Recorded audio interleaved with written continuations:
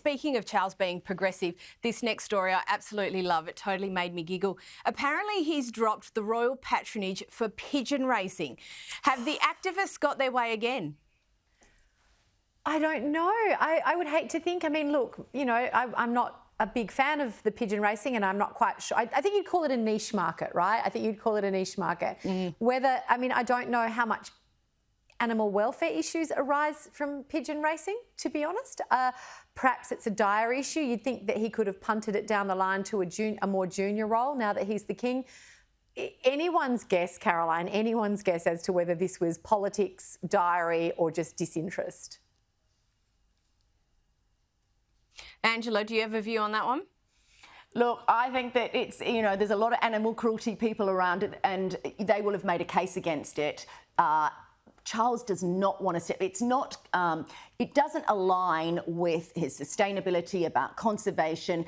Pigeon racing, it's on the cusp. Of course, they go and shoot things all the time. They shoot everything. But sending out these little pigeons, he's actually got a little pigeon house. They're called a loft or something like that at Sandringham. And there's some question about whether that's going to continue. But they're all tagged and they're all sent out. And, you know, and whether or not these pigeons are actually happy is the big question, I think. We need to survey the pigeons. We need to survey the pigeons. Who knew that could cause such a furor, though? I love that. But Angela, William and Catherine, they've hired a new director for their foundation. What's the reason behind this move? Oh, look, this is, you know, their foundation looks after homelessness. It looks after Catherine's early childhood years. What's interesting about this, so the guy that's got it is Sir David John Lewis. He's a former boss of Tesco, one of the biggest supermarkets in the UK. What's interesting is not that they have appointed somebody, you know, who the person is, but that they have appointed someone, because everything was frozen when Catherine got sick. So they were going to appoint a new CEO to run their household. Now, this was going to be a different way of the royals running a household. So this person was going to be above private secretaries. But what happened is they had put that appointment on hold because it was very important that Catherine was involved in that decision-making. And, of course, she wasn't up for it. What this appointment suggests is that she is getting back into work behind the scenes, or at least she was sufficiently capable of making some decisions around this trusteeship. She would have been consulted on it, and that means, you know, that perhaps she is getting better and getting ready to come back to work. Yeah, let's hope so. And Angela, just very quickly, the family's going up to Balmoral for the summer. Now, the castle, the estate at Balmoral is being open to the public for the first time this summer. What can the public expect to see?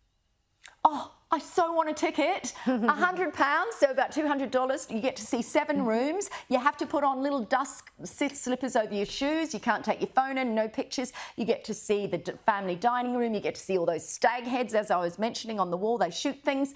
The provenance of each stag, where it was shot, where it was caught, that's all on the wall. You also get to see the desk that King Charles works at. I don't imagine he'll be leaving his papers on it.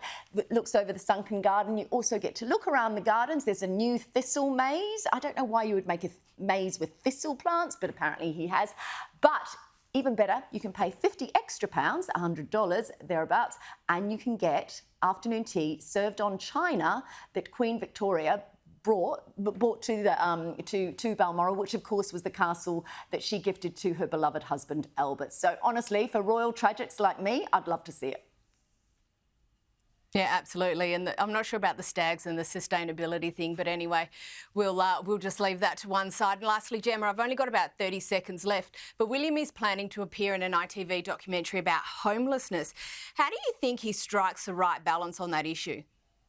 I think he's done it really well so far, and he will continue to do it really well. He radiates his mother's empathy. I mean, and the alternative is that he does and says nothing on this issue. And that's not tenable at all. So I think that they've done a great job so far on this issue, carrying it, highlighting it, all of those things that matter. You know, I just don't have it. I just don't see that going badly for them at all. Fabs. Angela Mollard, Gemma Tognini, thank you so much for joining us.